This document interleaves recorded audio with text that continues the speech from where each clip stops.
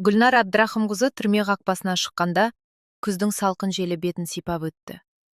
Ол бір сәтке тоқтап терең тыныс алды. 5 жыл бойы биік қоршаулар мен темір есіктердің арасында өмір сүрген адам үшін дала ауасының өзі өзгеше сезілетін. Қолында кішкентай ғана қара сөмке бар. Сол сөмкеге оның соңғы 5 жылдық өмірі сыйып кеткендей еді.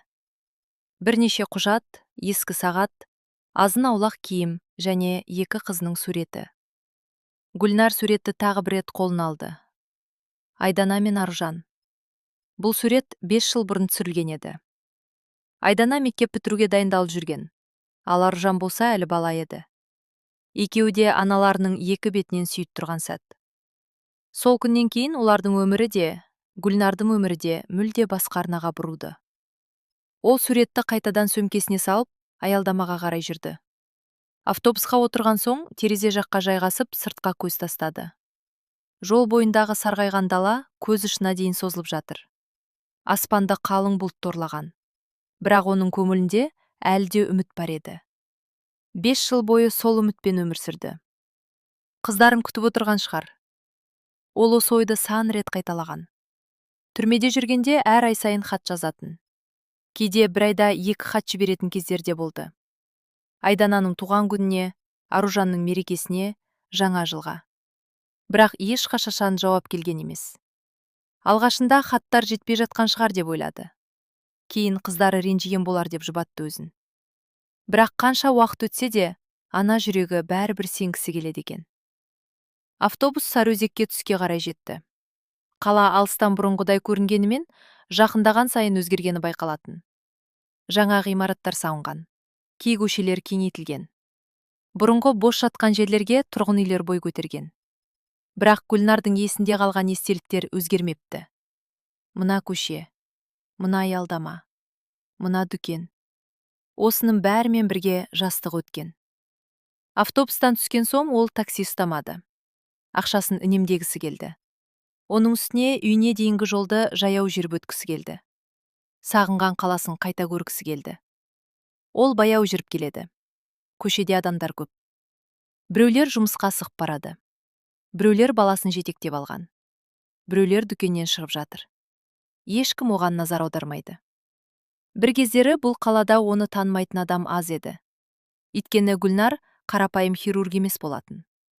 Ол талай адамның өмірін аман алып қалған дәрігер еді. Кейбір науқастар оның қолын ұстап тұрып жылаған. Кейбір аналар батасын берген. Тіпті кейбіреулер жаңа туған баласына оның есімін қойған. Ал қазір ол осы көшеде ешкімге керек емес адам сияқты жалғыз келе жатыр. Осы ой жүрегін ауыртты. Бірақ ол өзін тез жинады. Бастысы қыздар аман. Қалғанын кейін көрермін деп ойлады. Бірнеше минуттан соң өзі тұрған үй көрінді. Сұр түсті 5 қабатты үй. 3-ші қабаттағы пәтер. Сол үйде ол 20 жылдан астам өмір сүрген. Сол үйде қыздар дүниеге келген. Сол үйде қаншама қуаныш пен қайғы өткен. Гүлнардың жүрегі қатты соға бастады. Ол үйдің алдына келгенде жоғары қарады. Терезеде жарық жанып тұр. Үйде біреулер бар. Мүмкін қыздар шығар. Мүмкін дәл қазір шай ішіп отырған болар. Мүмкін... Ол өзін тоқтатты. Артық қиялдаудың қажеті жоқ. Аз қалды. Қазір бәрі белгілі болады. Гүлнар баяу баспалдақпен жоғары көтерілді. 3-ші қабатқа жеткенде бір сәт демін басты. 5 жыл күткен кездесу. 5 жыл күткен үй. 5 жыл күткен отбасы. Ол қалтасынан кілтін алып шықты. Бұл кілтті 5 жыл бойы көзінің қарашығындай сақтаған. Талай рет қолын алып қараған. Талай рет осы есікті ашып жатқанын елестеткен. Кілт құлыпқа кірді, бірақ айналмады. Гүлнар қабағын түйді, тағы байқап көрді. Жоқ, құлып ашылмады. 3-ші рет байқап көрді, нәтиже сол. Ол есікке ұзақ қарап тұрды, құлып ауысқан. Жүрегінің түбінде бір жаман сезім оянды. Сол сәтте үйдің ішінен әлдекімнің күлген дауыс естілді. Әйел адамның дауысы. Гүлнар селк ете қалды. Бейтаныс дауыс. Ол баяу қолын созып, қоңырауды басты. Іштен аяқ дыбыстар естілді. Біреу есікке жақындап келеді. Гүлнардың жүрегі кеудесіне сыймай барады. Есік ашылды. Ал табалдырықта тұрған адамды көргенде, оның бүкіл денесі мұздап кеткендей болды. Өйткені алдында қызы да емес, туысы да емес. Өзі бұрын соңды көрмеген жас әйел тұр еді. Сіз кімсіз? Деді әлгі әйел таңырқап. Ал Гүлнар болса жауап беруге шамасы келмей, табалдырыққа үнсіз қарап қатып қалған еді. Гүлнар бірнеше секунд үнсіз тұрды. Көздері әлгі жас әйелден айырылмайды. Әйелдің жасы 30-дардың шамасында. Үстінде қымбат халат, шашы ұқыпты жиналған. Оның бұл үйде өзін еркін ұстап тұрғаны бірден байқалады. Сіз кімсіз? Деп тағы сұрады әйел. Гүлнардың камағына әлдене кептеліп қалғандай болды. Бұл пәтерде Нұрлан Серікұлы тұра ма?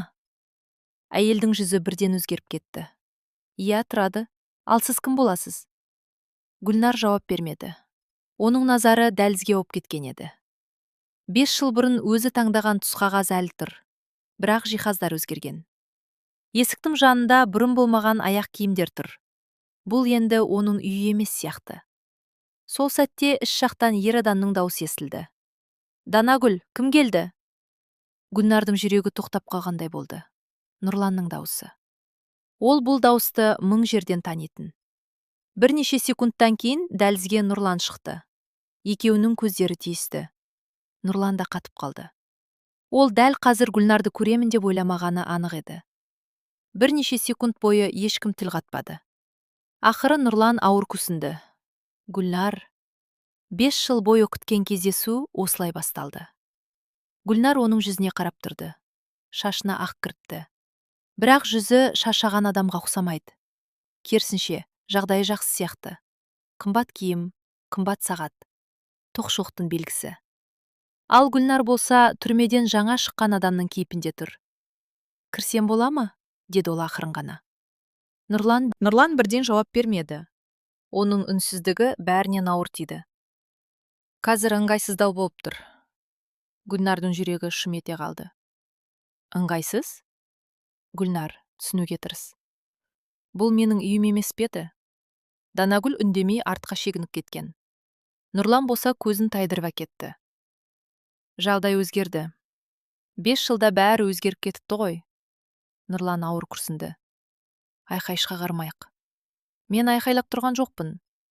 Қыздар үйде. Осы сөзді естігенде Гүлнардың көзі жарқ ете қалды. Айдана мен Аружан осында ма? Иә. Онда мен қыздарымды көремін. Нұрлан бірден жолын бөгеді. Қазір емес. Не дегенің қазір емес? Олар дайын емес. Гүлнар алғаш рет күйеуінің көзіне тіке қарады. Мен 5 жыл күттім, Нұрлан. Мен білемін. Жоқ, сен білмейсің. Оның дауысы дірілдеп кетті. Әр күнімді қыздарымды ойлаумен өткіздім. Әр түнімді солардың амандығын тілеп өткіздім. Ал сен маған қазір емес деп тұрсың ба? Нұрлан үндемеді. Сол кезде бөлме жақтан тағы бір дауыс естілді. Әке, кім келді? Айдана. Гүлнардың жүрегі атқақтап кетті. Қызының даусын 5 жылдан кейін бірінші рет естіп тұр. Бірнеше секундтан кейін дәлізге бой жеткен қыз шықты. Гүлнар қызын бірден таныды. Бірақ Айдана бұрынғы бала емес еді. Бой жеткен. Көзқарасы қатал, жүзі суық. Ол анасын көрген бойда тоқтап қалды. Үй ішін үнсіздік басты. Айдана, деді Гүлнар. Қызы ештеңе демеді, тек ұзақ қарап тұрды. Гүлнар күлімсірегісі келді. Алға қадам жасақсы келді. Құшақтағысы келді. Бірақ келесі секундта Айдананың айтқан сөзі оның жүрегін тас талқан етті. Неге келдіңіз? Гүлнар орнында қатып қалды. Қызым, мені олай атамаңыз. Нұрлан бірден. Айдана. Жоқ әке, айтсын. Қыздың көзінде жиналып қалған жылдардың өкпесі тұр еді. 5 жыл бойы біз не көрмедік? Айдана, мен университетте бәрі білді, көршілер білді, бүкіл қала білді. Гүлнардың көзінен жас шығып кетті. Қызым, бәрі сен ойлағанда емес. Маған өтірік айтпаңыз. Айдана бір қадам жақындады. Сіз бір адамның өліміне себеп болдыңыз. Айдана, 5 жыл бойы біз соның масқарасын көтердік. Гүлнар сөйлегісі келді, бірақ қызы тыңдағысы келмеді.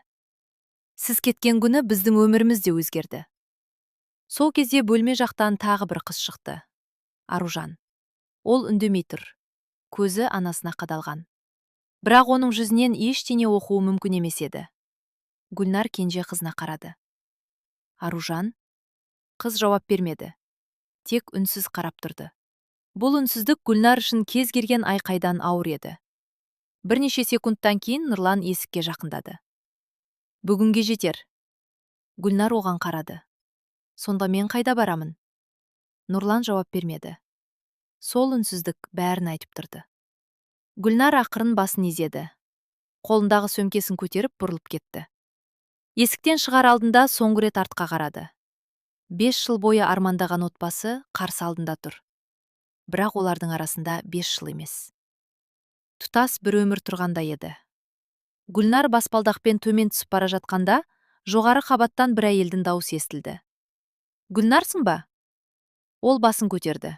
Алдында өзіне жақсы таныс адам тұрған еді. Гүлнар баспалдақ алаңында тоқтап қалды.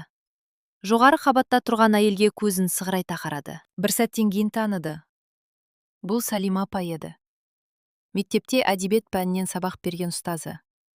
Қазір жасы 70-тен асқанымен, бойын тік ұстайтын әдетінен танбапты. Гүлнарсың ба, қарағым? Деді ол тағы да. Осы сөзді естігенде Гүлнардың тамағына өксік тығылды. Соңғы 5 жылда оған мұндай мейіріммен сөйлеген адам аз болған. Салима апай? Ей, айналайын, шынымен өзің екенсің ғой. Салима апай баспалдақпен асықпай төмен түсті. Гүлнардың жүзіне ұзақ қарады. Сосын үнсіз құшақтап алды. Міне, осы сәтте ғана Гүлнар көз жасына ерік берді. 5 жыл бойы өзін ұстап келген әйел алғаш рет еңіреп жылады. Салима апай оның арқасынан сипап тұрды. Жыла, қызым, жылап ал. Біраз уақыттан кейін ғана Гүлнар сабасына келді. Кешіріңіз. Кешірім сұрайтындай не болды? Жүр, менің үйіме кір. Жоқ, мен... Жүр дедім. Бұл сөз бұрынғы мұғалімнің бұйрығы сияқты естілді. Гүлнар қарсыласқан жоқ. Салима апайдың пәтері 4-ші қабатта екен. Үйге кірген бойда таныс иіс сезілді. Кітаптың иісі. Жаңа қайнаған шайдың иісі. Тыныштықтың иісі. Салима апай оны ас үйге бастап келді. Отыр. Гүлнар үнсіз орындыққа жайғасты. Шаршағаны енді бүлініп жатқандай. Салима апай шайнекті қойып жатып, аш шығарсың. Онша емес. Өтірік айтпа. Бірнеше минуттан кейін дастарқан үстіне ыстық бауырсақпен шай келді. Гүлнар соңғы рет үйдің дастарқанында қашан отырғанын есіне түсіре алмады. Шайды қолына алған кезде саусақтарының дірілдеп тұрғанын байқады. Салима апай бәрін байқап отыр. Бірақ асықтырмады. Біраз үнсіздіктен кейін ғана, үйіне бардың ба деді. Гүлнар басын изеді. Бардым. Қыздарымды көрдің бе? Көрдім. Қалай? Осы сұрақтан кейін ас үй іші қайтадан үнсіз қалды. Гүлнар жауап беруге асықпады. Ақыры ауыр күрсінді. Мені күтіп отырмаған екен. Салима апай көзілдірігін шешіп қойды. Ол бәрін түсінгендей болды. Айдана қатты ренжіген шығар. Ренжіген емес, жек көреді. Бұл сөзді айту Гүлнарға ауыр тиді. Аружан ше? Ол үндемеді. Салима апай басын төмен салды. Балаларға да оңай болған жоқ, қызым. Білемін. Бірақ олар барлық шындықты білмейді.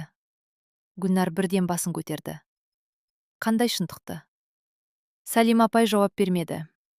Тек шайынан бір ұрттап қойды. Апай? Кейбір нәрсені айтуға уақыт керек. Гүлнар таңырқап қалды. Мен түсінбедім. Кейін түсінесің. Осы кезде есік қоңырауы соғылды. Салима апай орнынан тұрды. Кім болды екен? Бірнеше секундтан кейін дәлізден ер адамның дауысы естілді. Ассалаумағалейкум, апа. Гүлнар ол дауысты бұрын естімеген. Салима апаймен бірге ас үйге 40-тар шамасындағы ер адам кірді. Қара торы, қайратты. Жүзінен ауылдың тәрбиесі көрінеді. Ол Гүлнарды көрген бойда тоқтап қалды. Бұл... Гүлнар, таныс бол. Бұл менің жиенім Ермек. Ер адам сәлем берді. Гүлнар да басын изеді. Бірақ оның көзі Ермекте емес еді.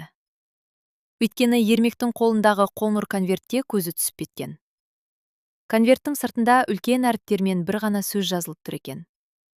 Копия. Сәлима апайдың жүзі бірден өзгеріп кетті.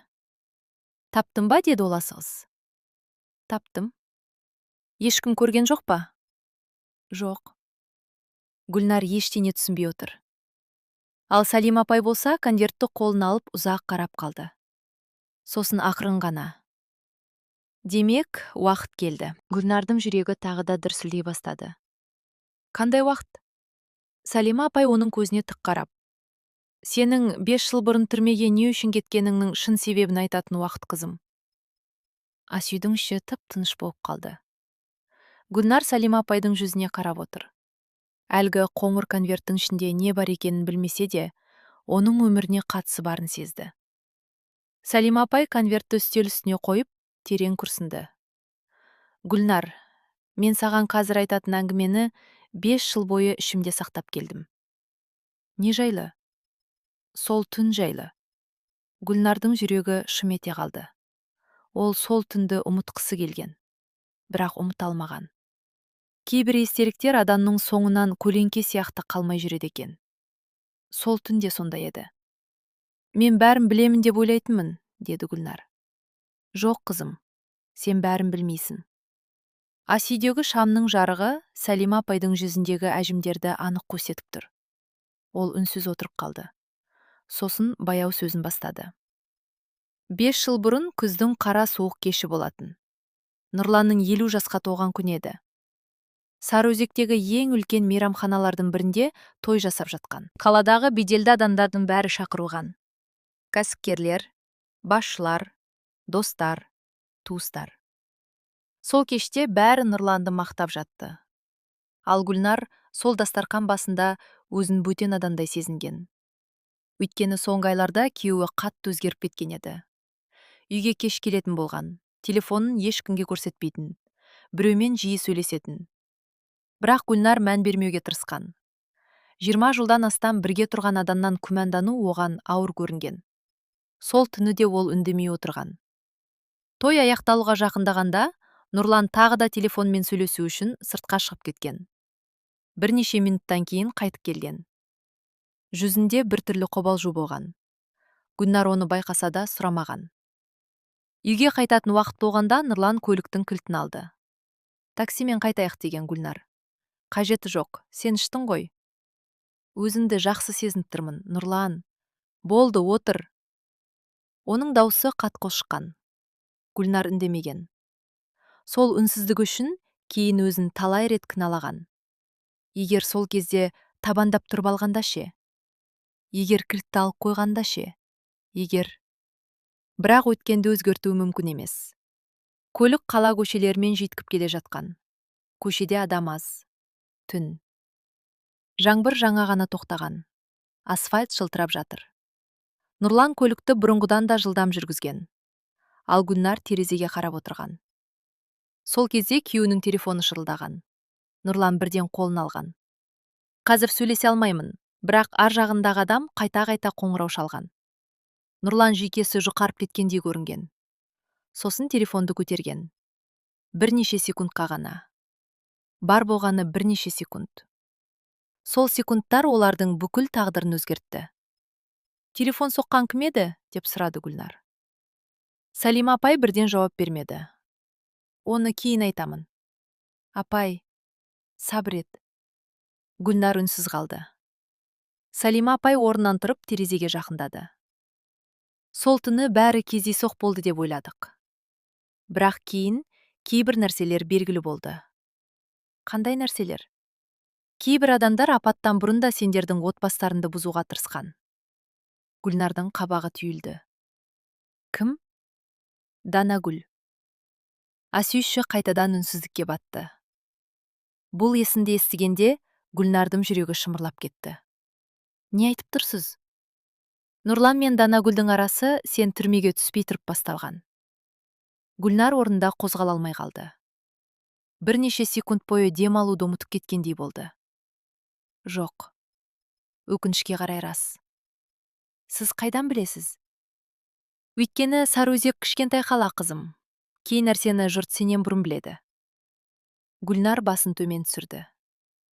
5 жыл. 5 жыл бойы ол түрмеде отбасы үшін отырды. Ал сол уақытта күйеуі басқа әйелмен жүрген. Бұл ой оның жанын одан сайын ауыртты. Сәлима апай үстелге қайта келіп отырды. Сосын қоңыр конвертті ашты. Ішінен бірнеше ескі қағаз бен бір флешка шықты. Ермек үнсіз қарап отыр. Ал Гүлнардың жүрегі тағы да дүрсілдей бастады. Мынау не? Сәлима апай флешканы қолына ұстап тұрып. 5 жыл бұрын жоғалып кеткен дәлелдердің бірі. Қандай дәлел? Егер мұның ішіндегі ақпарат рас болса, ол сөзін аяқтамай тоқтады. Не болады? Сәлима апай Гүлнарға тік қарады. Онда сенің кінәсіз екенің дәлелденуі мүмкін. Гүлнардың көзі шарасына шығып кетті. Ал дәл сол сәтте сыртқы есік тарс етіп ашылды. Бәрі жалт қарады. Ермек орнынан атып тұрды. Дәл жақтан біреудің ашуы дауыс естілді. Сәлима апай, мен сізбен сөйлесуім керек. Гүлнар ол дауысты бірден таныды. Бұл Нұрлан еді. Сыртқы есіктің қатты ашылған дауысы бүкіл үй ішін жаңғыртып жіберді. Гүлнардың жүрегі зу ете қалды. Бұл дауысты ол 1000 адамның арасынан танитын. Нұрлан. Ермек бірден орнынан тұрып, дәлізге беттеді. Сәлима апай да орнынан көтерілді. Ал Гүлнар болса, үнсіз қатып қалған. 5 жыл бойы оны сағындым деп ойлаған адамын. Енді көргісі келмейтінін жаңа ғана түсінді. Бірнеше секундтан кейін Нұрлан ас үйдің есігінен көрінді. Ол ішке кірген бойда үстел үстіндегі флешкаға көзі түсті. Сосын Сәлима апайға қарады. Жүзіндегі ашу бірден байқалды. Мен сізге не дедім? Сәлима апай еш саспады. Ештеңе демедің. Мен бұл іске араласпаңыз дегенмін. Маған бұйрық беретін сен емессің. Нұрланның жақ сүйегі қатайып кетті. Ол Гүлнарға көз тастады. Сен мұнда не істеп жүрсің? Бұл сұрақты маған қоймай-ақ қой. Мен қойғым келеді. Онда алдымен неге үйге кіргізбегеніңді түсіндір. Ас үйдегі ауа ауырлап кеткендей. Ермек екі жаққа кезек қарап тұр. Ал Сәлима апай болса, үнсіз бақылауда. Нұрлан орындықты тартып отырып алды. Гүлнар, өткенді қазбалаудың қажеті жоқ. Өткенді мен қазбалап жүрген жоқпын. Онда не қалайсың? Шындықты. Осы сөзден кейін Нұрланның жүзі өзгере қалды. Бір сәтке ғана. Бірақ оны Сәлима апай байқап үлгерді. Міне, мәселе де осында, Нұрлан. Қандай мәселе? Сен 5 жылдан бері шындықтан қорқып жүрсің. Мен ештеңеден қорықпаймын. Онда неге мұнша мазасызданып келдің? Нұрлан жауап бермеді. Оның көзі тағы да флешкаға түсті. Гүлнар мұны байқап қалды. Бұрын байқамаған нәрсені енді анық көріп отыр. Нұрлан әлгі флешкадан қорқып отыр. Оның ішінде не бар? Деді Гүлнар. Ештеңе жоқ. Оны қайдан білесің? Нұрлан үндемей қалды. Ас үй ішін ауыр тыныштық басты. Бірнеше секундтан кейін Сәлима апай флешканы қолына алды. Мұның ішінде 5 жыл бұрынғы бейнежазбаның көшірмесі болуы мүмкін. Нұрлан орнынан атып тұрды. Ол өтірік. Неге сонша сенімді айтып тұрсың? Өйткені ол жазба жоғалған. Немесе біреу жоғалтқан. Гүлнардың жүрегі қатты соғып кетті. Қандай бейнежазба? Сәлима апай жауап беруге үлгермеді. Нұрлан сөзді бөліп жіберді. Мұның бәрі бос әңгіме. Бос әңгіме болса, неге келдің? Нұрлан үндемеді. Сәлима апайдың әр сөзі нысанаға дәл тиіп жатқандай еді. Сол кезде Ермек алғаш рет сөзге араласты. Мен бұл флешканы кездейсоқ тапқан жоқпын. Бәрінің назары оған ауды. Қайдан таптың? Қоймадан. Қай қоймадан? Бұрынғы құрылыс басқармасының архивінен. Нұрланның жүзі сұрланып кетті. Гүлнар мұны анық көрді. Ол жерде не істеп жүрдің? Жөндеу жұмысына барғанмын. Сосын ескі құжаттардың арасынан бір қорап шықты. Ермек флешкаға қарап қойды. Қораптың сыртында бір ғана жазу болды. Қандай жазу? 2018. Ашуға болмайды. Ас үй іші тып-тыныш болып қалды. Гүлнардың жүрегі тағы да шым етті. Өйткені дәл сол жылы оның тағдыры өзгерген еді. Қорапта тағы не болды? Бірнеше қағаз. Қандай қағаз? ЖКО туралы есептердің көшірмелері. Бұл сөзден кейін Нұрлан орнынан тұрып кетті. Жетеді. Оның даусы бұрымудан қатты шықты. Сендер не істеп жатқандарыңды түсінбей отырсыңдар? Жоқ, Нұрлан, деді Сәлима апай сабырлы үнмен. Керісінше, енді ғана түсініп келе жатырмыз. Гүлнар күйеуіне ұзақ қарап отырды. 5 жыл бұрын ол бұл адам үшін бәрінен бас тартқан. Мансабынан, абыройынан, бостандығынан. Ал қазір сол адамның көзінен алғаш рет қорқынышты көріп тұр. Нақты қорқынышты. Сол сәтте оның ішінде әлде бір ой пайда болды. Мүмкін мен шынымен де бүкіл шындықты білмеген шығармын. Ал Нұрлан болса, дәл сол кезде бәрінен бұрын әлгі флешканың компьютерге салынбауын ойлап тұрған еді. Түн ортасы ауып кеткен еді. Сәлима апайдың ас үйінде 4 адам үнсіз отыр. Үстел үстінде кішкентай ғана флешка жатыр. Бірақ дәл қазір сол флешка бірнеше адамның тағдырын өзгертуі мүмкін еді. Нұрлан орнынан тұрған күйі кетуге ыңғайланып тұрды. Мен соңғы рет айтып тұрмын, бұл бос әңгіме. Сәлима апай оған тік қарады. Онда қорқатын ештеңең жоқ шығар. Нұрлан жауап бермеді. Ол есікке қарай бұрылды. Бірақ кетер алдында Гүлнарға қарады. Кейін өкініп жүрме? Мен 5 жыл бұрынғы шешімім үшін онсыз да жеткілікті өкіндім. Нұрлан үндеместен шығып кетті. Есік жабылған соң бөлме ішіндегі ауа жеңілдеп кеткендей болды. Бірақ Гүлнардың көңілі одан сайын алаңдап тұрды. Апай, флешканы қарайық? Сәлима апай басын изеді. Ермек ноутбугын алып келді. Флешканы жалғады. Барлығы экранға телміріп отыр. Бір бума файл шықты. Ескі бейне жазбалар. Құжаттардың көшірмелері. Сканерленген қағаздар. Ең соңында бір ғана видео тұр екен. Атауы: камера астын сызу, 17 астын сызу, қараша астын сызу, 2018. Гүлнардың жүрегі тағы дүрсілдеп кетті. Дәл сол күн, дәл сол жыл. Ермек видеоны ашты. Экранда түнгі көше көрінді. Сапасы нашар. Бірақ жол анық байқалады. Бірнеше секунд ештеңе болған жоқ. Сосын экранның бір шетінен көлік көрінді. Күміс түсті жол талғамайтын көлік. Гүлнар бірден таныды. Нұрланның көлігі. Ол орындықтың шетіне қарай жылжыды. Қолдары дірілдеп кеткен. Көлік кадрға толық кірді. Бірнеше секундтан кейін жолдың арғы бетінен бір адам өте бастады. Кенет кадр дір етті. Көлік тежегіш басқандай болды. Сосын соқтығыс болды. Гүлнар көзін жұмып алды. Осы көрініс 5 жыл бойы түсіне кіріп жүрген. Бірақ видео мұнымен аяқталмады. Нағыз сұмдық содан кейін басталды. Көлік тоқтаған соң жүргізуші есігі ашылды. Экранға ер адам шықты.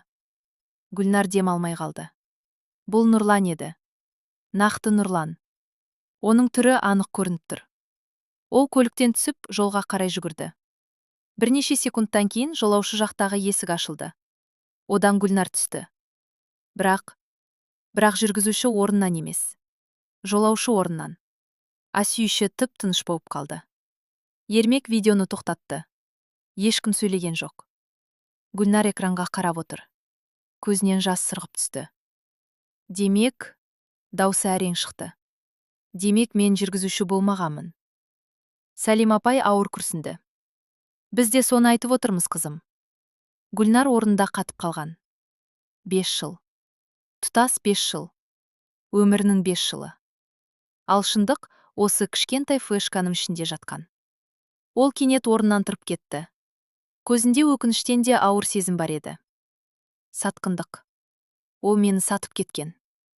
Сәлима апай үндемеді. Өйткені бұған қарсы айтар сөз жоқ еді. Гүлнар көз жасын сүртіп алды. Сол кезде Ермек экрандағы басқа файлдардың біріне көзі түсіп кетті. 1 минут. Не болды? Мұнда тағы бір файл бар екен. Қандай? Аудиожазба. Барлығы экранға қайта қарады. Файлдың атауы NS астын сызу, жеке астын сызу әңгіме, .wav. Нұрланның атының бас әріптері. Ермек баяу файлды ашты. Бірнеше секунд шу естілді. Сосын ер адамның даусы шықты. Барлығы бірден таныды. Бұл Нұрлан еді. Бірақ оның келесі айтқан сөзі Гүлнардың бүкіл әлемін төңкеріп жіберді. Уайымдамаңыз. Бар кінәні әйелім өз мойнына алады. Ол мені бәрібір сатып кетпейді. Гүлнардың қолынан шай кесесі жерге түсіп кетті. Шыны быт-шыт болып шашылды. Өйткені ол дәл қазір 5 жыл бұрын өз өмірін кім үшін құрбан еткенін анық түсінген еді. Асүй үшін ауыр үнсіздік басты. Жерге түскен кесенің сынықтары жан-жаққа шашылып жатыр. Бірақ оны жинауға ешкімнің шамасы келмеді. Гүлнардың құлағында бір ғана сөйлем қайта-қайта жаңғырып тұр. Бар кінәні әйелім өз мойнына алады. Ол мені бәрібір сатып кетпейді. 5 жыл. Тұтас 5 жыл бойы ол бұл адамның өзін күтіп отырғанына сенген. Қыздарын аман сақтап қалам деп ойлаған. Отбасымды қорғаймын деп ойлаған. Ал Нұрлан болса сол күні-ақ оның тағдырын сатып жіберген екен. Гүлнар орындыққа баяу қайта отырды. Көзінен жас аққан жоқ. Жылап та отырған жоқ.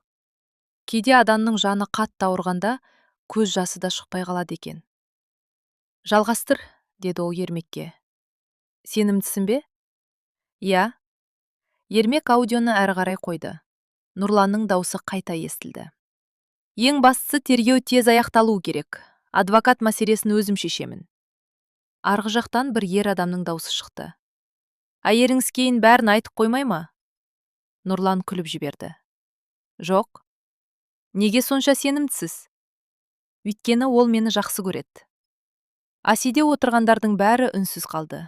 Ал келесі сөз одан да ауыр тиді. Гүлнар балалар үшін бәріне барады. Мен оны жақсы білемін. Жазба аяқталды.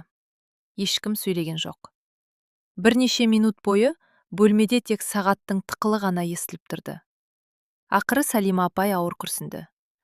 Мен осыны естіген күні ұйықтай алмадым. Гүлнар көзін жұмып отыр. Оның алдында өткен өмірі кино сияқты өтіп жатыр. Нұрланмен алғаш танысқан кезі. Үйленген күндері. Қыздарының дүниеге келген сәттері. Бәрі өтірік болғандай. Сол кезде Ермек тағы бір құжатты ашты. Мынаған қараңыздаршы.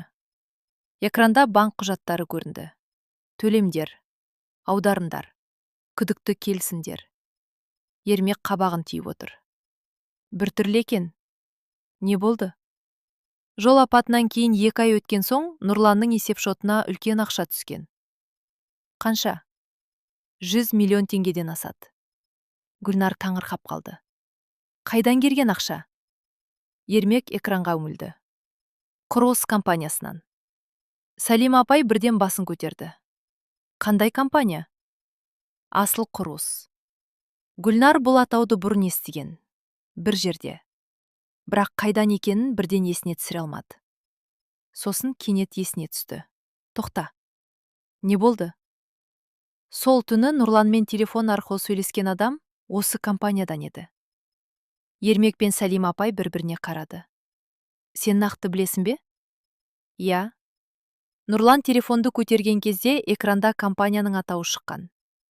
Асүйде тағы үнсіздік орнады. Енді бәрі бір-бірімен байланса бастағандай. Жол апаты, жоғалған дәлелдер, кенеттен келген ақша. Данагүл. Телефон қоңырауы. Гүлнардың ішін бір жаман сезім қысып бара жатты. Бұл жай ғана апат емес сияқты.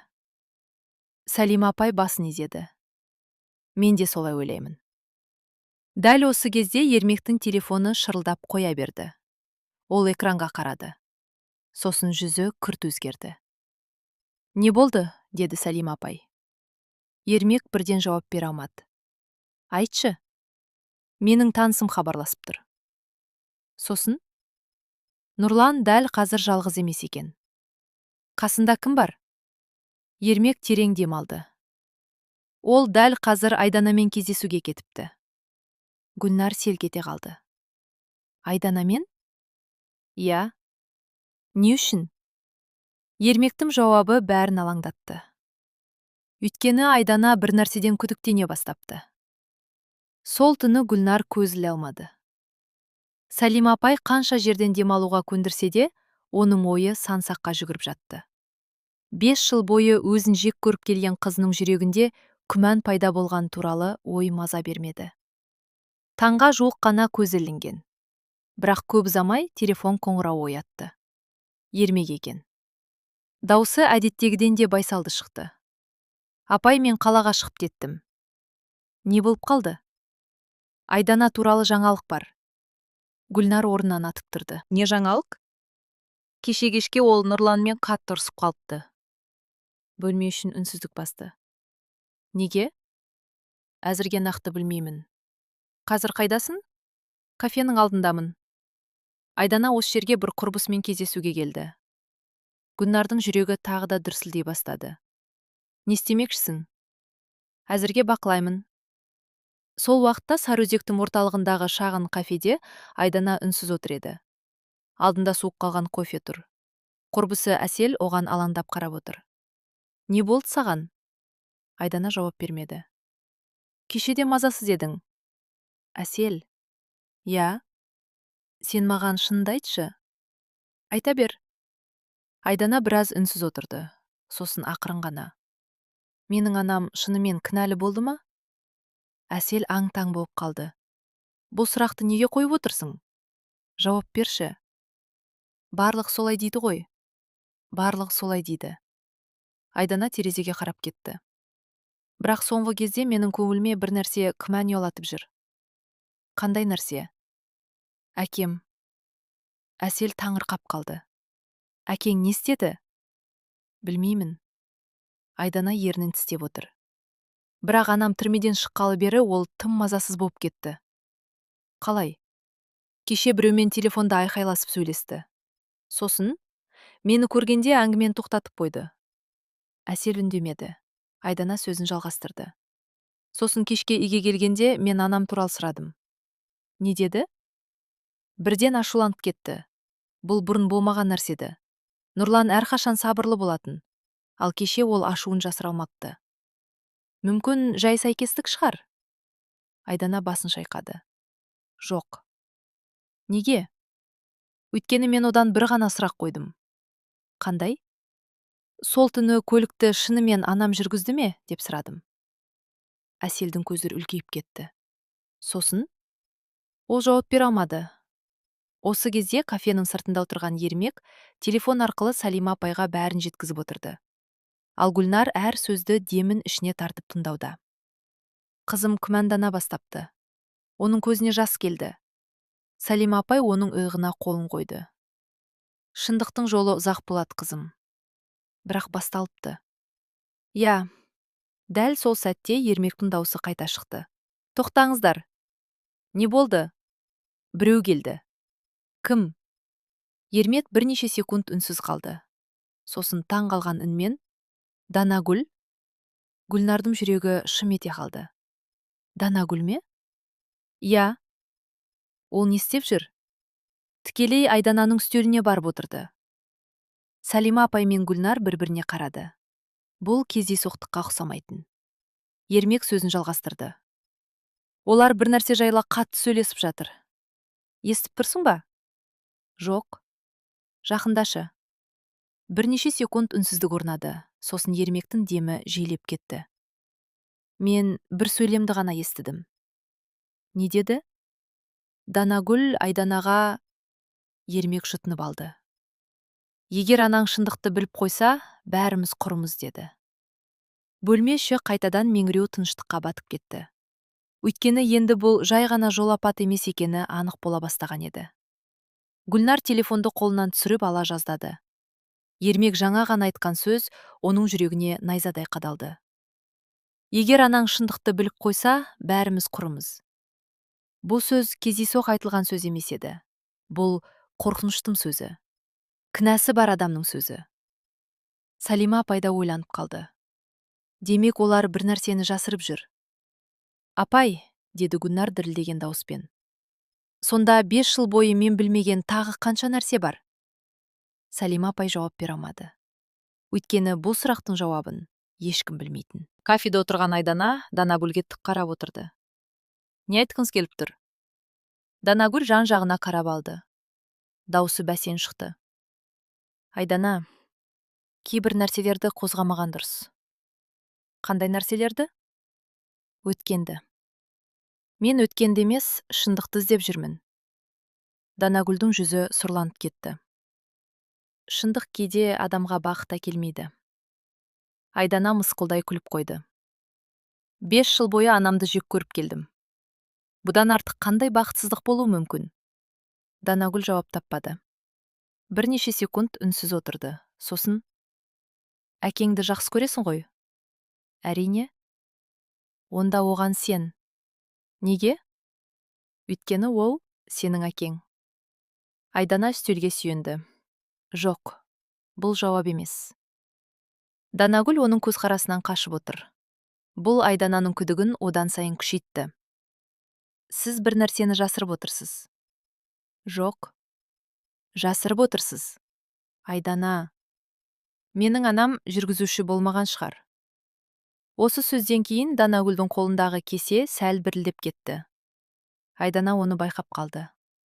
Байқаған сайын күдігі шындыққа айналып бара жатты. Осы уақытта Нұрлан өз кабинетінде ары-бері жүріп жүрген. Ол бүгін 3-ші рет біреуге телефон соқты. Бірақ арғы жақтағы адам тұтқаны көтермеді.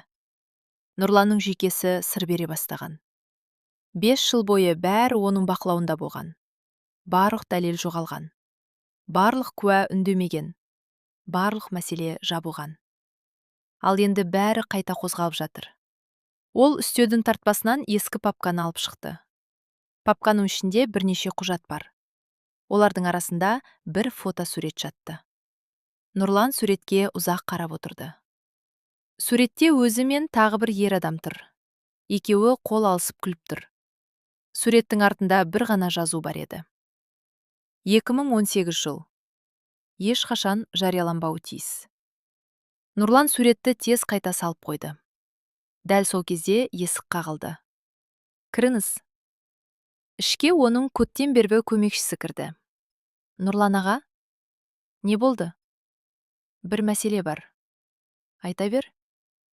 Көмекші біраз кідірді, сосын архивтен жоғалған құжаттар табылып жатыр екен. Нұрлан орнынан атып тұрды. Қандай құжаттар? 2018 жылға қатысты құжаттар. Нұрланның өңі қашып кетті. Кім тауып жатыр? Нақты білмейміз. Бөлме ішін үнсіздік басты. Нұрлан терезеге қарады. Күзгі сарыөзек бұрынғыдай тыныш көрінеді. Бірақ оның өміріндегі тыныштық аяқталғанын ол сезіп тұр еді. Сол күні кешке Ермек тағы бір жаңалықпен келді. Ол үйге кірген бойда, бір нәрсе таптым деді. Гүлнар орнынан тұрып кетті. Не таптың? Ермек қолындағы қағаздарды үстелге қойды. Жол апатынан кейін 2 апта өткенде Нұрланның атына қала сыртынан үлкен жер телімі рәсімделіпті. Сосын? Тегін? Қалайша тегін? Мәселе сонда. Ермек қағазды алдына қойды. Ол жердің құны өте жоғары болған. Сонда кім берген? Әзірге белгісіз. Салима апай құжатқа үңілді. Кенет оның көзі бір мөрге түсті. Сол сәтте ол қатып қалды. Жоқ. Не болды, апай? Салима апай қағазды қайта қарады. Сосын сыбырлап қана. Мен бұл мөрді танимын. Қайдан? Өйткені осы мөр тұрған ұйымның басшысы. Ол сөзін аяқтамай тоқтады. Гүлнардың жүрегі тағы дүрсілдей бастады. Кім? Салима апай баяу басын көтерді. Жол апатынан қаза болған қыздың әкесі. Бөлме ішін ауыр үнсіздік басты. Өйткені бұл жаңалық бәрін мүлде басқа бағытқа бұрып жіберген еді. Салима апайдың соңғы сөзі бөлме ішіндегі ауаны ауырлатып жіберді. Гүлнар бірнеше секунд үнсіз отырып қалды. Қалай сонда? Мен де дәл қазір түсінбей отырмын, деді Салима апай. Ермек құжаттарды қайта қарап шықты. Барлығы анық жазылған. Жер телімі Нұрланның атына өткен. Құжат заңды, мөр заңды, қолтаңба заңды. Бірақ ең түсініксізі жерді рәсімдеген мекеменің басшысы. Ол жол апатынан қаза болған қыздың әкесі еді. Бұл мүмкін емес, деді Гүлнар. Мен де солай ойладым, деді Ермек. Егер оның қызы көз жұмса, ол Нұрланға неге көмектеседі? Ешкім жауап бере алмады. Бұл сұрақтың жауабы әзірге жұмбақ болып тұр. Салима апай көзілдірігін шешіп қойды. Мүмкін біз бір нәрсені білмейтін шығармыз. Нені? Сол оқиға туралы. Гүлнар ойланып қалды. Осы уақытқа дейін ол бәрін түсіндім деп жүрген. Бірақ соңғы бірнеше күнде әрбір жаңа құжат, әрбір жаңа дәлел бұрынғы түсінігін күл талқан етіп жатыр. Келесі күні таңертең Ермек қала архивіне қайта барды. Оның үшін бір сезім мазалап тұрған. Бір нәрсе жетіспейді. Барлық құжаттар бір-бірімен байланысып келе жатыр. Бірақ ең маңызды бөлшек әлі жоқ. Архивтің шаң басқан бөлмесінде ол бірнеше сағат отырды. Ескі папкаларды ақтарды. Тізімдерді қарады, құжаттарды салыстырды. Түске таман ол күтпеген нәрсеге тап болды. 2018 жылдың қараша айына қатысты құжаттардың арасынан бірнеше беттің жоғалғаны анық көрініп тұр. Біреу әдейі жұлып алған. Ермектің жүрегі дүрсілдеп кетті. Демек, біреу ізін жасырып жүрген. Ол телефонды алып Гүлнарға хабарласты. Сол кезде Гүлнар Салима апайдың үйінде отырған. Телефон шырылдағанда бірден көтерді. «Я, Ермек, мен маңызды нәрсе таптым». «Не болды?» «Архивтен бірнеше бет жоғалған». «Қандай беттер?» «Жол апатына қатысты негізгі құжаттар». Гүлнардың жүрегі шым ете қалды. «Әдейі алынған ба?» «Иә». «Кім алған?» «Оны әзірге білмеймін». Ермек біраз үнсіз қалды. Сосын баяу ғана. «Бірақ мен басқа бір нәрсені білдім». «Не?» «Қаза болған қыздың әкесінің аты жөні». «Сосын?» «Ол осыдан 3 жыл бұрын қайтыс болып кеткен екен». Гүлнар таңырқап қалды. «Қалай?» «Жүрек талмасынан». Бөлме ішін үнсіздік басты. «Сонда жерді кім рәсімдеген?» «Мәселе сонда». Ермектің даусы бәсеңдей түсті. «Құжаттағы қолтаңба марқұм адамның қолтаңбасына ұқсамайды». Гүлнар орнынан тұрып кетті. «Не айтқың келіп тұр?» «Құжат қолдан жасалған болуы мүмкін». Дәл осы уақытта Нұрлан өз кабинетінде жалғыз отыр еді. Оның алдындағы үстелде бір бума қағаз жатыр. Телефоны қайта-қайта шырылдап жатыр. Бірақ ол ешкімге жауап бермеді. Кенет есік ашылды. Ішке Данагүл кірді. Жүзінен қорқыныш байқалады. «Бізде мәселе бар». Нұрлан қабағын түйді. «Тағы не болды?» «Айдана». «Не болыпты?» «Ол бізге сенбей жүр». Нұрлан үнсіз қалды. «Қайдан білдің?» «Кеше сөйлестік». «Не деді?» «Анасы туралы сұрады». Нұрланның өңі бірден өзгерді. Данагүл оған жақындай түсті. «Нұрлан, бәрі бақылаудан шығып бара жатыр». «Шықпайды». «Шығып жатыр».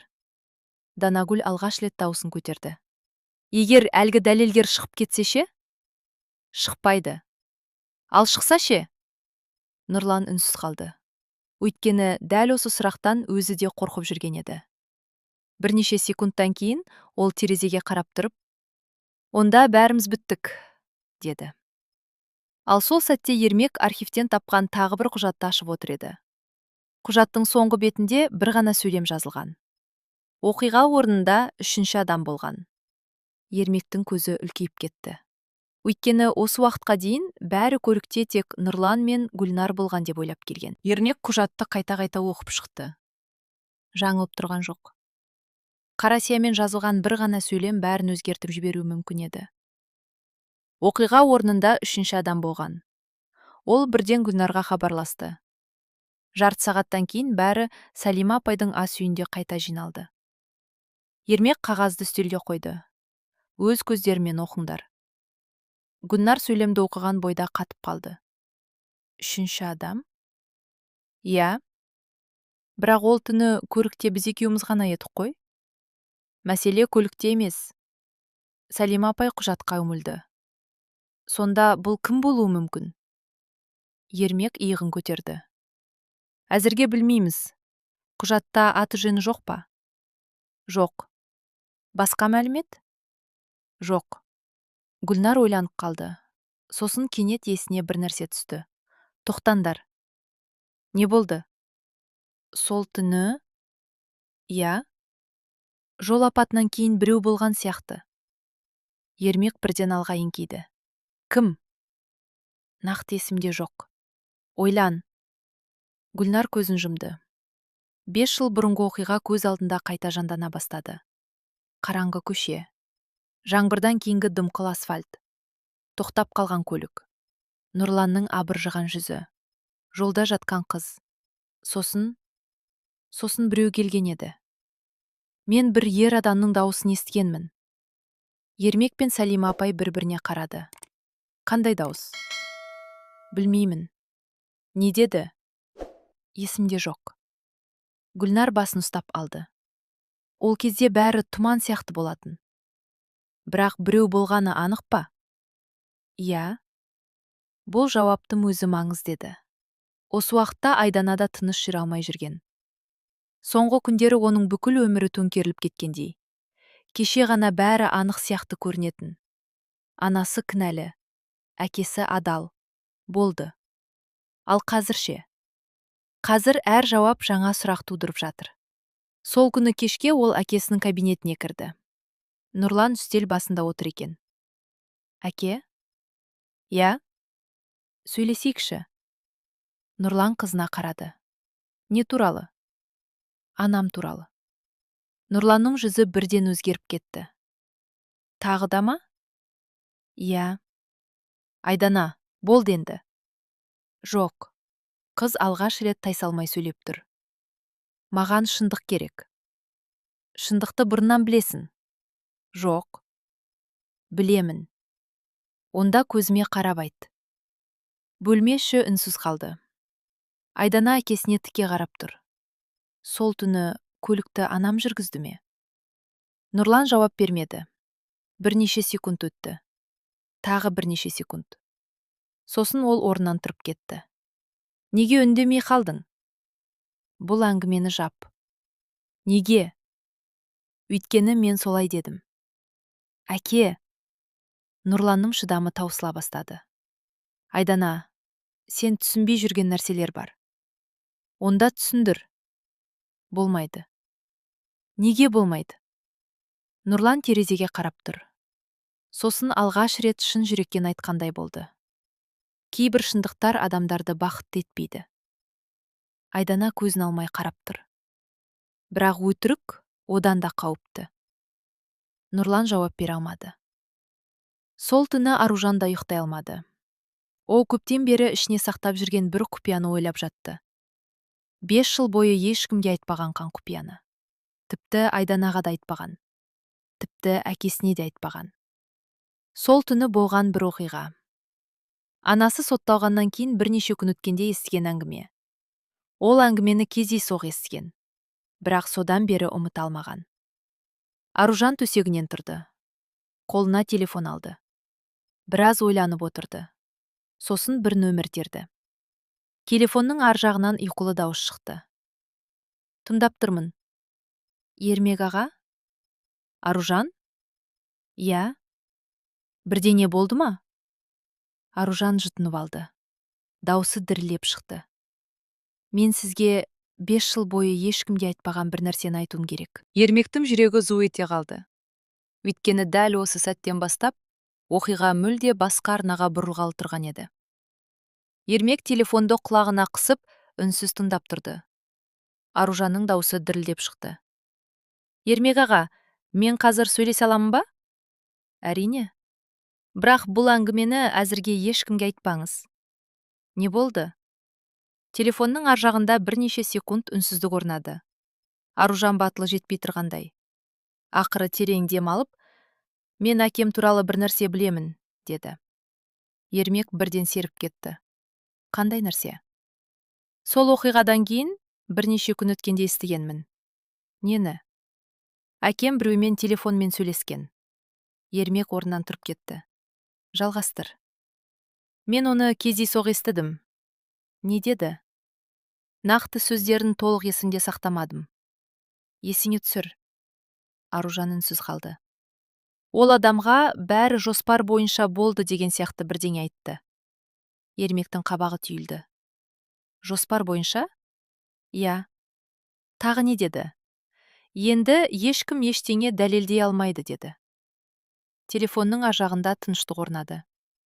Ермек алғаш рет бұл оқиғаның жай ғана жол апаты болмауы мүмкін екенін сезді.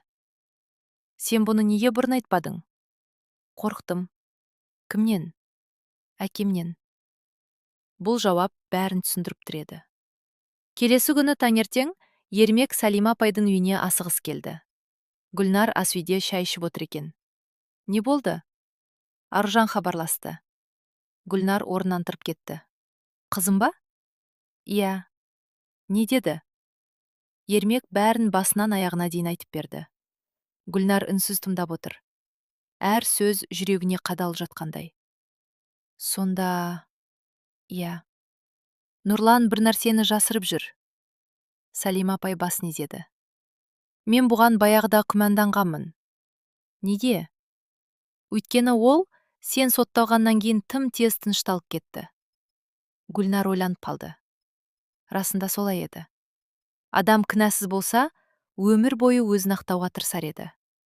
Ал Нұрлан бәрін тез ұмытқысы келген. Тым тез. Сол күні түстен кейін Айдана тағы да әкесінің кабинетіне барды. Бірақ бұл жолы басқа мақсатпен. Ол Нұрлан жоқ кезде стилдегі құжаттарды қарап шыққысы келді. Өзі де не іздеп жүргенін білмейді. Тек ішкі түйсігі тыныштық бермей жүр. Кабинет бос екен. Айдана тартпаларды ақтара бастады. Алғашқы бірнеше минутта ештеңе таппады.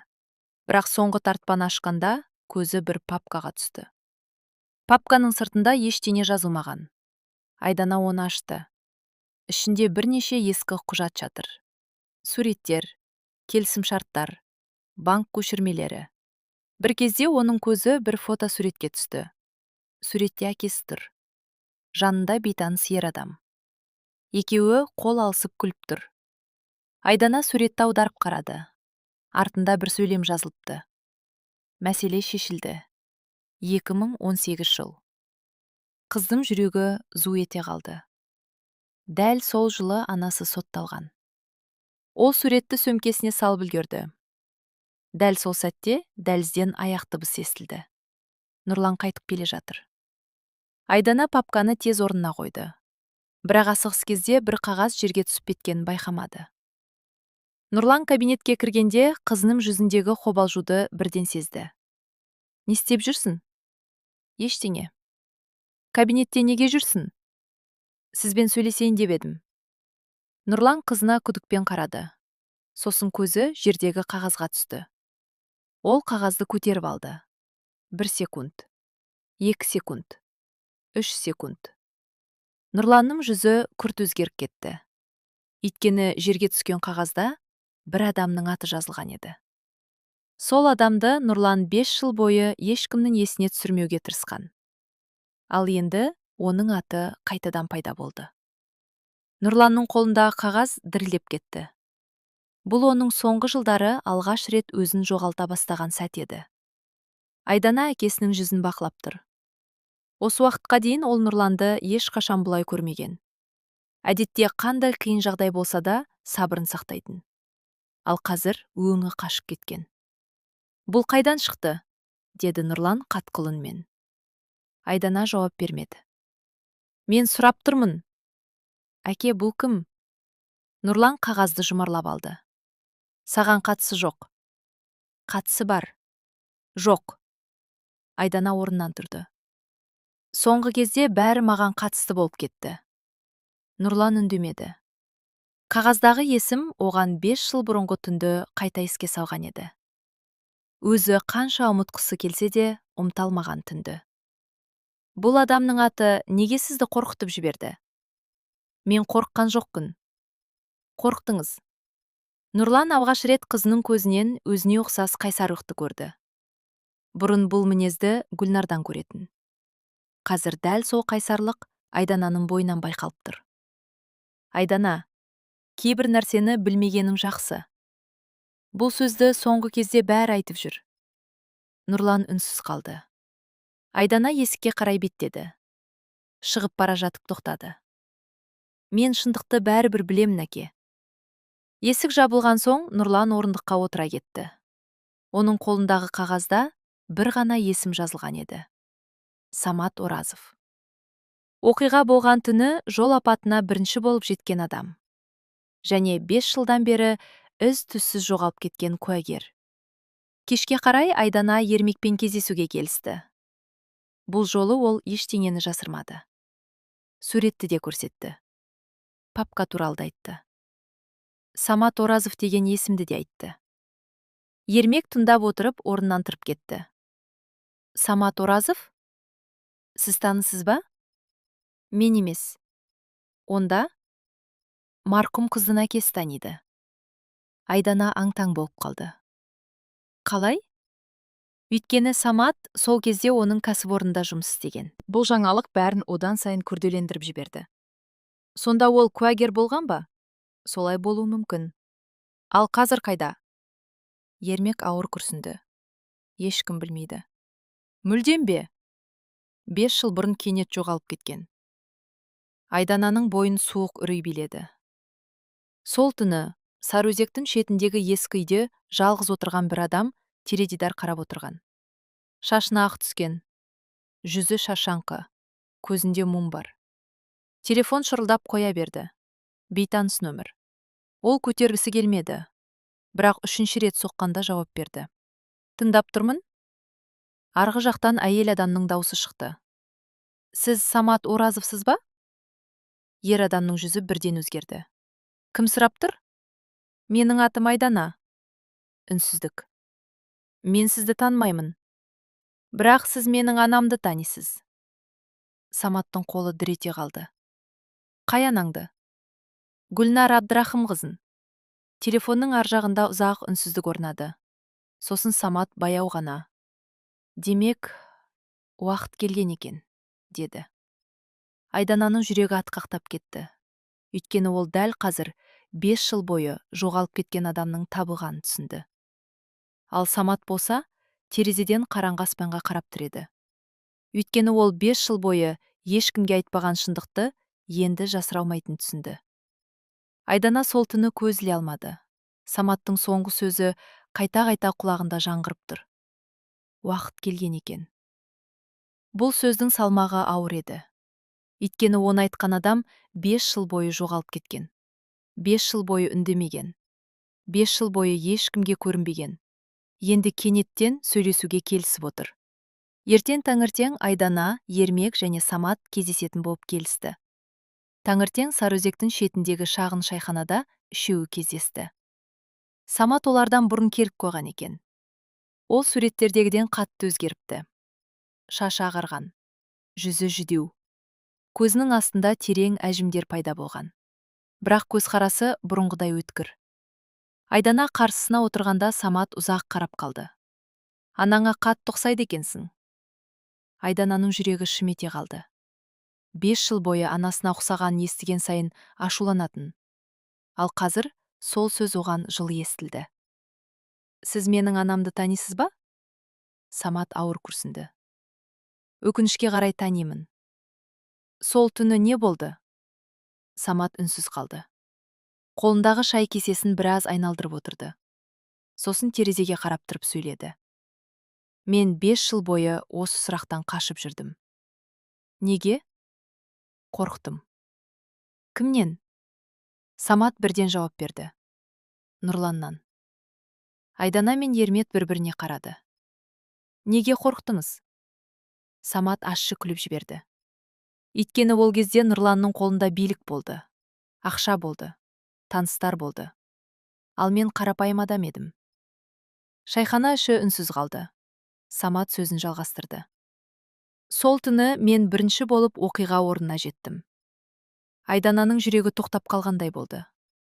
Сонда бәрін көрдіңіз бе? Иә. Анам көлікті жүргізді ме? Самат бірден басын шайқады. Жоқ. Айдананың көзінен жас ыршып кетті. Ол дәл осы сөзді 5 жыл бойы күтпеген еді. Жоқ па? Жоқ.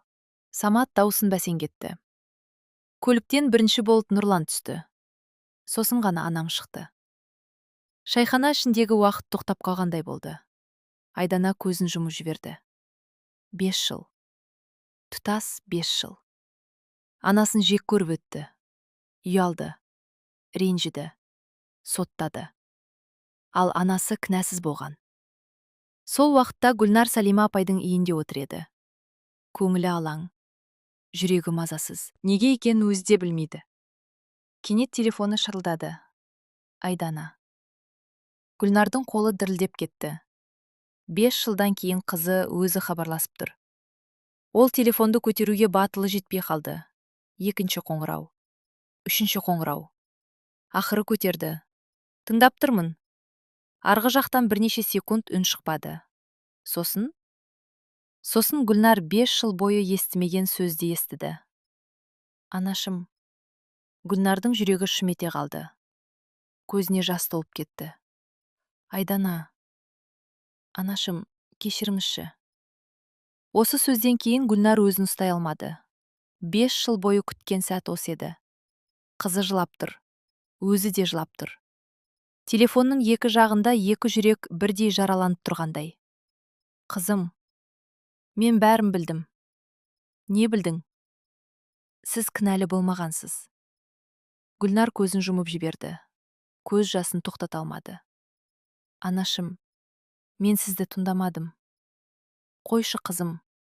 Жоқ, мен сізді жалғыз қалдырдым. Гүлнар қабырғаға сүйеніп отырды. Салима апай үнсіз қарап тұр. Оның да көзіне жас келген. Өйткені 5 жылдан кейін ана мен қыздың арасына алғаш рет жарық түскен еді. Ал дәл сол сәтте Нұрлан өз кабинетінде жалғыз отырған. Телефоны шырылдады. Хабарлама келген. Ол экранға қарады. Бір ғана сөйлем жазылып тұр. Самат Оразов сөйледі. Нұрланның өңі бірден бозарып кетті. Қолындағы телефон жерге түсіп кетті. Өйткені ол дәл қазір 5 жыл бойы жасырған құпиясының құлай бастағанын түсінді. Ал ең қорқыныштысы, бұл тек бастамасы ғана еді. Нұрлан сол түні үйіне қайтпады. Кабинетінде таң атқанша жалғыз отырды. Алдындағы үстелде шашылып жатқан құжаттарға қайта-қайта қарап шықты. 5 жыл бойы ешкім қозғамайды деп ойлаған дүниелер енді өзіне қарсы айналып келе жатқанын сезді. Самат сөйлеп қойды. Айдана бәрін біліп қойды. Гүлнар бостандықта жүр. Ең қорқыныштысы, дәлелдер көбейіп бара жатыр. Терезенің ар жағында Сарыөзектің шамдары жарқырап тұр. Бір кезде бұл қалада өзін жеңілмейтін адам санайтын. Қазір алғаш рет қорқыныш сезінді. Ертеңіне таңертең Сарыөзекте күтпеген жаңалық тарады. Әлеуметтік желілерде белгісіз аккаунттан ескі бейнежазбаның үзіндісі жарияланды. Онда жол апатынан кейін көліктен бірінші болып Нұрланның түсіп жатқан сәті анық көрінеді. 1 сағаттың ішінде бейнежазбаны мыңдаған адам көріп үлгерді. Түске қарай бүкіл қала сол туралы айтып жатты. Бұрын Гүлнарды айыптаған адамдар енді үнсіз қалған. Ал кейбіреулері ашық түрде. Сонда әйел жазықсыз отырып шыққан ба? Деп сұрай бастады. Сол күні кешке Айдана мен Аружан Салима апайдың үйіне келді. Гүлнар есікті өз ашты. Бір сәтке ешкім сөйлемеді. 5 жылдық өкпе, 5 жылдық сағыныш, 5 жылдық қасірет. Бәрі осы үнсіздіктің ішінде тұрғандай еді. Бірінші болып Аружан жылады. Ол анасын құшақтап алды. Анашым. Гүлнар да қызын құшағына басты. Көптен күткен сәт еді. Сосын Айдана жақындады. Оның көзінен де жас тоқтар емес. Мені кешіріңізші. Гүлнар қызын бауырына тартты.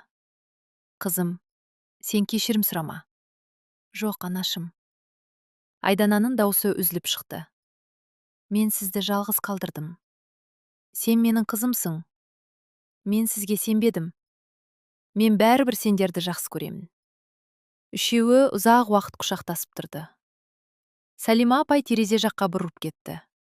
Көзіндегі жасты ешкімге көрсеткісі келмеді. Бір аптадан кейін тергеу қайта басталды. Самат ресми түрде куәлік берді. Флешкадағы бейне жазба тексерілді. Аудио жазба сараптамадан өтті. Барлығы бір нәрсені дәлелдеді. Көлікті Нұрлан жүргізген. Ал Гүлнар кінәні өз мойнына алған. Бұдан кейін Нұрланның қорғанатын жері қалмады. Сот күні Сарыөзектің жартысы жиналғандай болды. Гүлнар соңғы қатарда үнсіз отыр. Қасында Айдана мен Аружан. Самат та келген. Сәлима апай да отыр. Судья ұзақ уақыт материалдарды оқыды. Сосын шешім шығарды. Нұрлан Серікұлы кінәлі деп танылды. Залда тыныштық орнады. Ал Гүлнардың көзінен аққан жас 5 жылдық азаптың көз жасы еді. Ол жеңгеніне емес, шындықтың жеңгеніне жылады. Бірнеше айдан кейін көктем келді. Сарыөзек қайтадан жасыл түске боялды. Қалалық аурухананың алдында ақ халат киген Гүлнар тұр еді. Ол жұмысқа қайта оралған. Әрине, бәрі бұрынғыдай емес. Бірақ енді оның жүрегі тыныш. Қасында қыздары бар. Абыройы қайтты. Ақиқат жеңді. Сол күні кешке үшеуі үйдің балконында шай ішіп отырды. Күн батып бара жатқан. Аружан күліп бірдеңе айтып жатыр. Айдана да бұрынғыдай салқын емес. Гүлнар қыздарына қарап отырып күлімсіреді. 5 жыл бұрын ол бәрінен айырылдым деп ойлаған. Бірақ өмір оған бір нәрсені үйретті. Кейде шындық кеш келеді.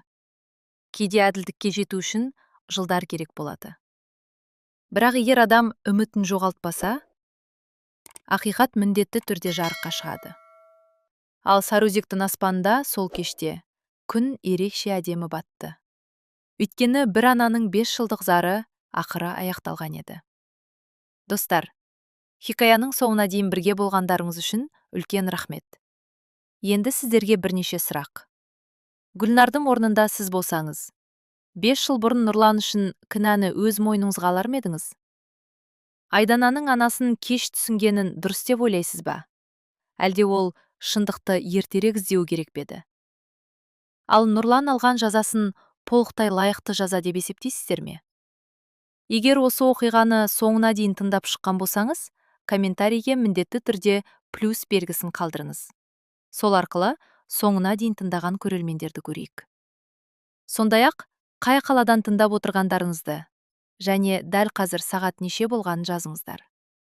Сарыөзектен тыңдап отырғандар бар ма екен? Егер хикая ұнаған болса, видеоны лайк басып қолдаңыздар. Арнамызға жазылып, қоңыраушаны қосып қойыңыздар. Алдағы уақытта дәл осындай әсерлі қазақы хикаялар мен тағылымы мол оқиғалар көп болады. Пікірлеріңізді міндетті түрде күтеміз. Сіздердің ойларыңыз біз үшін өте маңызды.